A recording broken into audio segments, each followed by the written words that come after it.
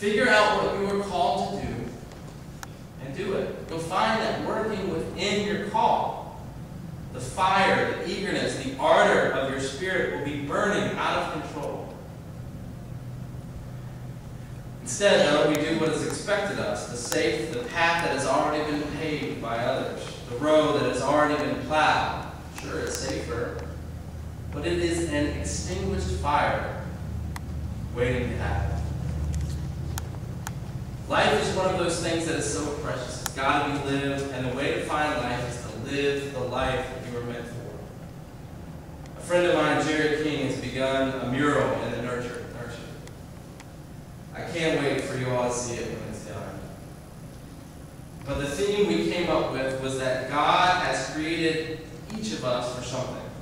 And that something will be different. He wrote the caption, "When God meant you, He meant something.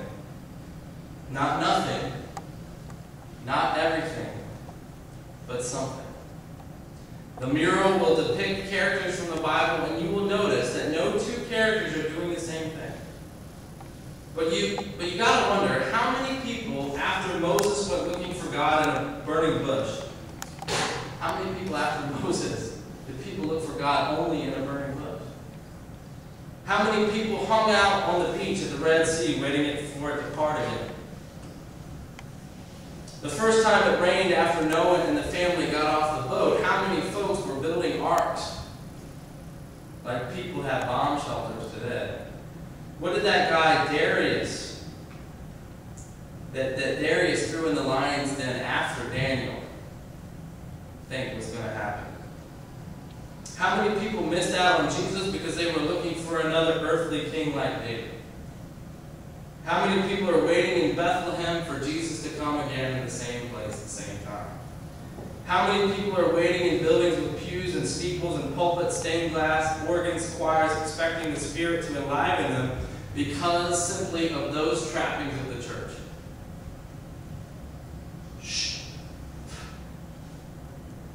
Unless the church is the people burning with fire of creative purpose, called to specific purpose, fire goes out. Right now, Renee Bloom is in Haiti. She's experiencing things we cannot even imagine. Hard work, poverty, disease, orphans, despair, danger, and pain. She'll experience all of that. But in a few weeks, she will come to talk to us and tell us about it all. And I want you to look at the spirit, the ardor, the zeal that will be boiling over within her because she was doing what she was called to do. And is and will be at that point still fulfilling the call as it morphs and changes.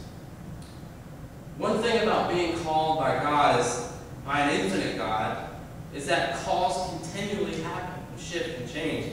When God meant you, He meant something. Not nothing, not everything, but something.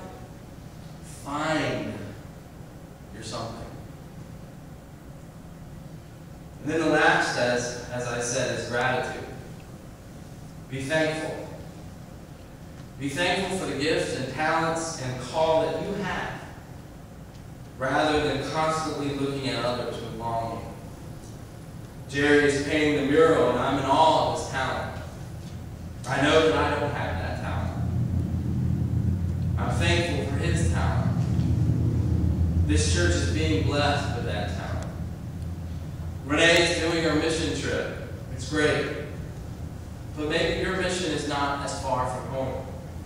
Maybe it is your job and your career. Maybe it's raising your kids. Maybe it's smiling at the person that you pass as you enter Food Line. Maybe it's feed my sheep. Maybe it's not. Maybe it's what feed my sheep was before it ever came to exist. An idea.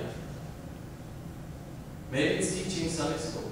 Or maybe it's giving a kid a hug or a smile. Maybe it's sending a card. Maybe it's creating your own program that's you. Maybe it's huge. Maybe it's small. Maybe it's international. Maybe it's global. Or maybe it's just within your own family or circle of friends. All shapes and sizes, all are important.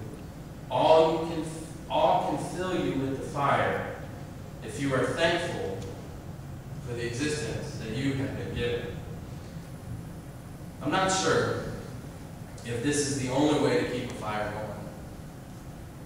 I know that God can do all things, and that means that all things are possible. But faith, call, and gratitude can sure open up lives to becoming Spirit-led. That holy breath, the fire that can fill us, the fire that will sustain us, holding our light for all the world to see. A great beacon of light, a candle of hope that can transform a cynical world of darkness. For darkness flees from the light. For darkness has no power where light exists whatsoever. Thanks be to God.